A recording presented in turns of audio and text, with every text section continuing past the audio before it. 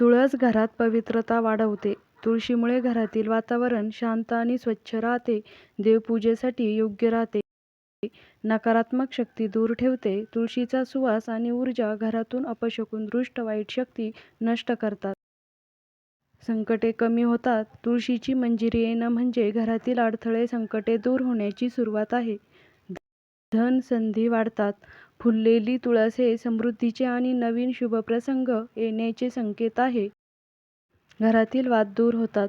तुळशीच्या दैवी ऊर्जेमुळे वातावरण शांत राहते.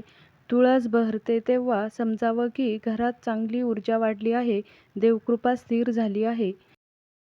तुळशीपुढे सकाळ संध्याकाळ दिवा लावा. घरात शांतता, स्थैर्य आणि धनप्रवाह वाढतो. तुळशीची पानं रात्री तोडू नका. रात्री तुळस विश्रांती घेत असते. त्यावेळी पानं तोडल्यास घरातील शांतता आणि सकारात्मक ऊर्जा नष्ट होते.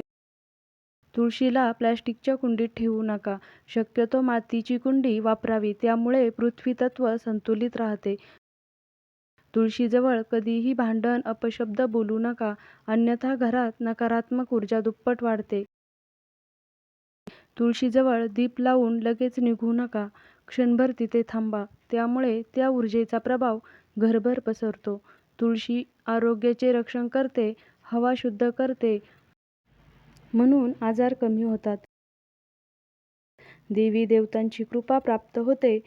तुळशीला विष्णू लक्ष्मीचे स्वरूप मानले जाते, म्हणून घरात सतत दैवी ऊर्जा टिकून राहते. ज्योत आणि तुळस शक्ती यांचा संयोग आहे. दिव्याचा प्रकाश तुळशीच्या सकारात्मक ऊर्जेला सक्रिय करून घरात शांती निर्माण करतो.